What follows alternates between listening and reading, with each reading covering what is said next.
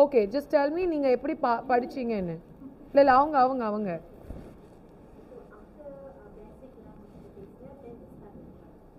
Okay நீங்க பேசிக் எல்லாம்னா நீங்க நார்மலா கன்சீலர் பண்ணிட்டு ஃபவுண்டேஷன் போட்டுட்டு அதுக்கப்புறம் ஏர் பிரஷ். அது ஏர் பிரஷ் மேக்கப் கிடையாது. சைனீஸில் படிச்சிங்க. ஒரு உண்மையான ஏர் பிரஷ் மேக்கப்ன்றது ஃபுல் அண்ட் ஃபுல் வாட்டர் பேஸில் பண்ணுறது ஏர் பிரஷ் மேக்கப். புரியுதுங்களா?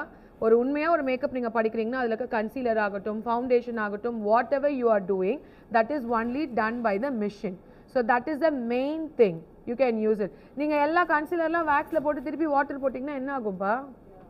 Makeup will get bleed. I'm right? வேக்ஸும் சிலிக்கானும் ஆட் ஆகாது.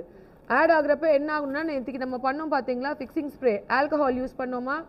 இதுதான் ஃபார்முலேஷன்ஸ். நான் பேசுறது புரியுதா? நேற்றுக்கு நான் வேக்ஸ் யூஸ் பண்ணேன். அந்த வேக்ஸை நான் வந்து திருப்பி எதை வச்சு நான் ஹைட் பண்ணேன்னு பார்த்தீங்கன்னா என்னோட ஆல்கஹால் ஸ்ப்ரே வச்சு மேட் பண்ணேன். நான் பேசுறது கொஞ்சம் கஷ்டமாக இருக்கா புரியறதுக்கு? மேக்கப் வந்து லைட் வெயிட்டட் ஆனால் ரொம்ப லைட்டாலாம் இருக்காது. லைட் வெயிட்டட் வேறு, மேக்கப் லைட் ஃபினிஷிங் வேறு. நீங்கள் பண்ணுற பக்குவம் தான் இருக்குது. நீங்கள் பேன்கேக் மேக்கப் பற்றி உங்களுக்கு எதாவது ஐடியா இருக்கா? பேன்கேக் மேக்கப்னு சொல்லுவாங்க. முன்னாடி காலத்தில் வந்து இந்த மேக்கப் வந்து ரொம்ப ட்ரெண்டாக இருக்கும். அது என்ன ஒரு பேன்கேக்னு ஒன்று இருக்கும். அதை தண்ணி தொட்டு ஃபேஸில் போடுவாங்க. இந்த பரதநாட்டியம்லாம் ஆடுவாங்கல்ல அவங்களோட மேக்கப்லாம் பார்த்தீங்கன்னா அப்படியே பளிச்சுன்னு இருக்கும் பார்த்தீங்களா?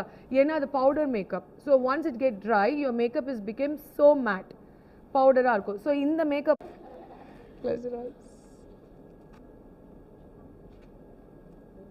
ஸோ என்னோட ப்ரோஸை நான் இப்போவே ஹைலைட் பண்ணுறேன். Just listen. இதை இவ்வளோ தூரத்துக்கு நான் டெப்த்தாக காமிக்கிறேன்.